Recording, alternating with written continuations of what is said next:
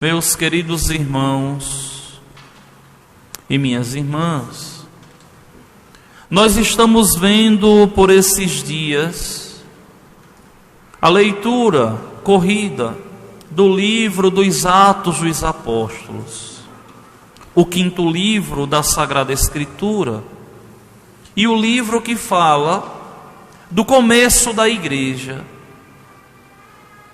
das grandes obras que os apóstolos realizaram, das grandes obras que os apóstolos empreenderam.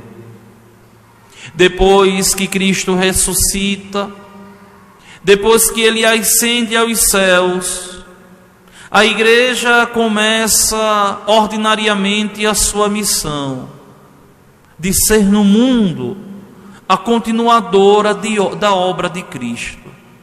Olhem bem, a igreja tem por missão no mundo ser a continuadora da obra de Jesus.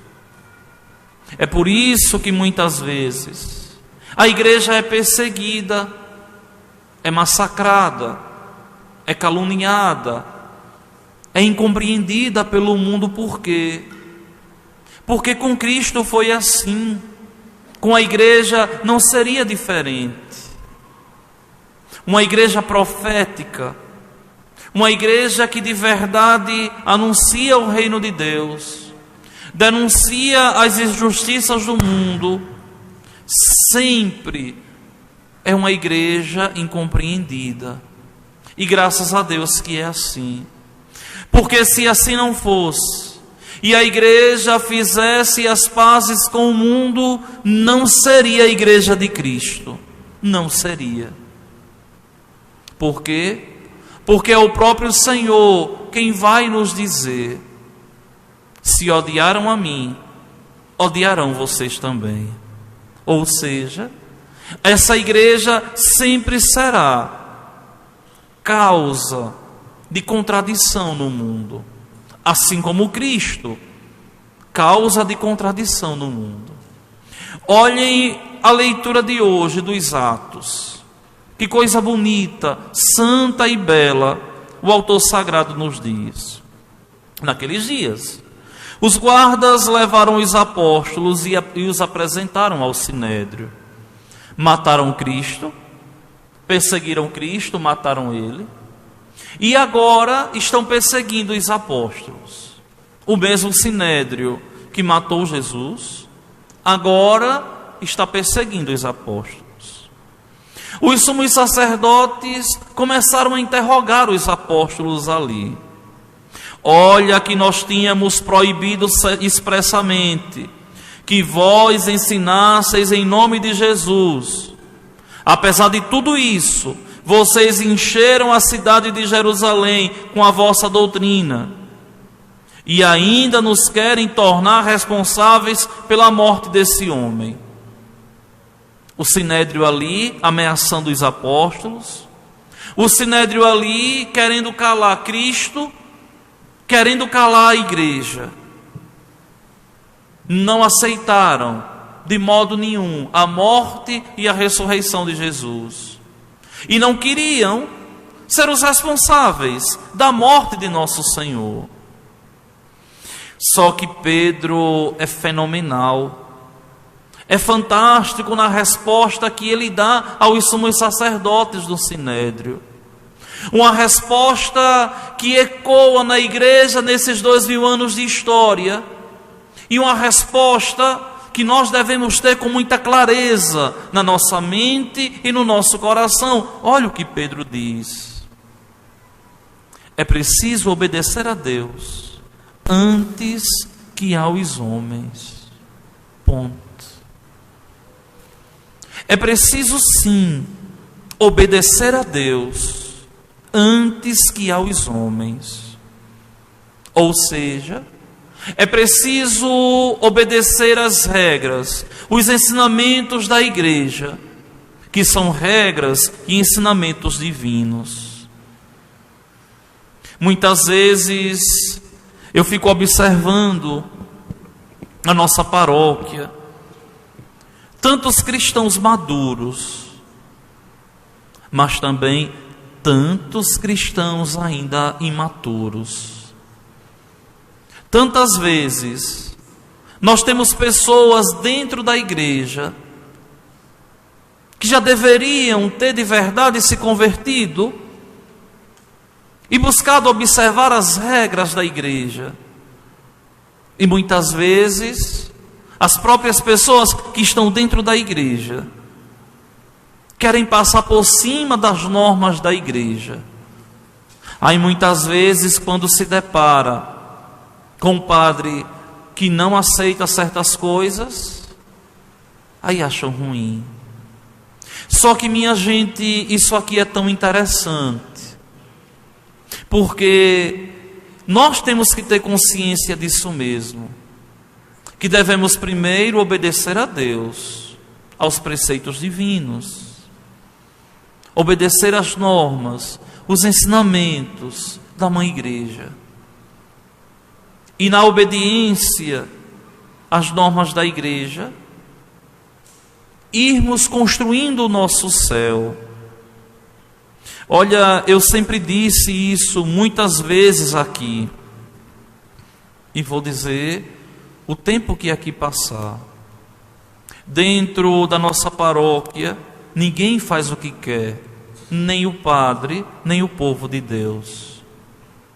E todos nós juntos vamos obedecer a Deus, mesmo que alguns não entendam, mesmo que o mundo nos ache antipáticos, estranhos, iremos todos nós obedecer aos preceitos e aos ensinamentos divinos, porque assim nós temos garantias de que não estamos fazendo a vontade de um homem que conduz a paróquia, mas vamos tendo consciência que aquele homem que conduz a paróquia, juntamente com vocês, nós obedecemos a Deus, obedecemos à igreja, obedecemos ao direito canônico, ao missal romano, ao catecismo da Igreja Católica,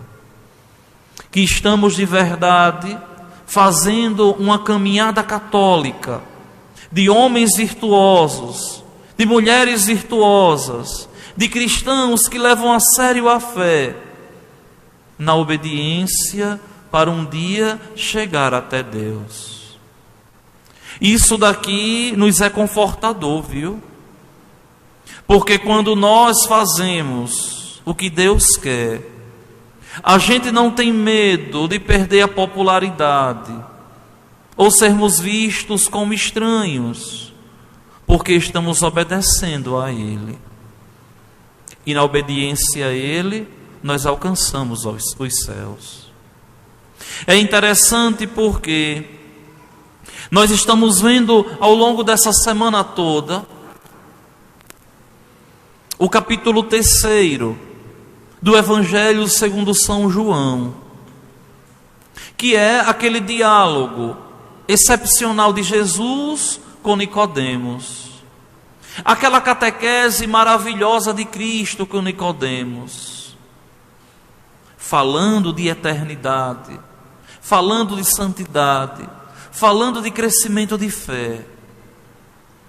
Ontem, o Evangelho, que era a continuação desse capítulo 3º, dizia assim: Deus amou tanto o mundo que nos deu o seu Filho unigênito. De fato, Deus não enviou o seu Filho ao mundo para condenar o mundo, mas para que o mundo seja salvo por ele. O Evangelho de hoje é a continuação desse texto. E o autor sagrado hoje vai dizer praticamente a mesma coisa, só que com outras palavras. Vai dizer ele assim: o Pai ama o Filho e entregou tudo em suas mãos. Aquele que acredita no Filho possui a vida eterna. Meus irmãos, o que é acreditar no Filho? Não é simplesmente dizer, eu acredito em Deus. Isso até o demônio faz. E se brincar, o demônio respeita muito mais a Deus do que muitos cristãos hoje em dia. Porque o demônio, só de ouvir falar o nome de Deus, ele treme, ele tem medo. Se vocês lembram, quando ele se apresenta diante de Deus, ali na leitura do livro de Jó, ele está cabisbaixo, sem graça, diante de Deus, porque deve. E muitos cristãos hoje em dia, para envergonhar o nome de Deus, muitas vezes querem passar por cima dos preceitos divinos. É preciso acreditar, ou seja, o acreditar aqui quer dizer crer, ter fé, ser obediente na fé, tomar consciência que tudo o que faz é por Deus. Olha, muitas vezes eu vejo tanta coisa pequena dentro das comunidades, dentro da paróquia, tanta coisinha. Ah, fulana está com a cara feia porque a outra olhou com cara feia para ela. Deixa eu olhar. Ah, fulano está assim porque uma falou uma palavra dura. Deixa estar. Ah, eu vou sair da igreja por causa disso, por causa daquilo. Coitado. Quando a gente tem consciência que o nosso serviço é por Deus, a gente não se deixa abater pelas artimanhas de Satanás, não.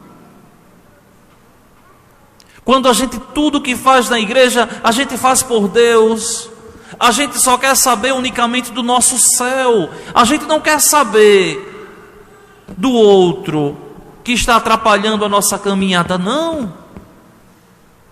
A gente quer de verdade conquistar o nosso céu. Então a gente serve a Deus, a gente tem consciência que tudo que a gente faz é por Deus. Se eu vou cantar, por Deus. Se eu vou transmitir a missa, por Deus. Se eu vou fazer leitura, por Deus. Se eu vou distribuir a comunhão, por Deus. Se eu saio da minha casa só para sentar no banco da igreja, eu tenho que fazer isso por Deus. E unicamente por Ele. Se eu venho celebrar a missa, eu tenho que fazer por Deus. Vocês lembram, vocês sabem, que no primeiro momento, nos primeiros anos que eu aqui cheguei, mas eu ficava tão revoltado quando chegava na igreja para celebrar e a igreja estava muitas vezes vazia. Eita, que eu ficava danado, valente. Mas o tempo foi passando, a maturidade foi chegando e a consciência também vai de verdade amadurecendo. E chegou uma hora que eu disse assim: Senhor, a minha parte eu estou fazendo. Minha parte eu estou fazendo. E tomar consciência que de verdade, minha gente, acreditar em Deus não é simplesmente num pensamento dizer, eu sei que Deus existe, está bom, não. É tomar consciência que tudo que nós fazemos é por amor a Ele. Quem acredita no Filho do Homem possui a vida eterna. Isso aqui é tão bonito, é o verbo possuir. Ou seja, aquele que acredita no Filho, que tem fé no Filho, possui a eternidade. Possuir é ter, é propriedade, é posse. Agora, olhe o antônimo disso aqui, o diferente, o díspare. Olha o que o autor sagrado diz: aquele, porém, que rejeita o Filho, não verá a vida. Não é não possuir, é não vai nem ver a eternidade. Isso é tão forte. Aquele que rejeita o Filho não verá a vida. Quem acredita possui, toma posse. Quem rejeita não vai nem ver. Ou seja, já está excluído da eternidade em Deus. É claro, sim, que nós temos defeitos, que nós temos pecados, que nós temos limitações, todos nós. Mas é preciso tomar consciência que nós estamos numa caminhada de salvação. Dia após dia devemos lutar para ser melhor, para sermos mais virtuosos e para assim alcançar o céu. E para assim chegar até Deus. Então, cristãos, tomem consciência que tudo aquilo que vocês fazem, façam em nome de Deus, por amor a Deus, e para a consolidação e para o crescimento da sua igreja, que é a continuadora da obra de Jesus no mundo, para que os homens, crendo, possuam a vida eterna e assim cheguem à glória eterna. Vamos ficar de pé.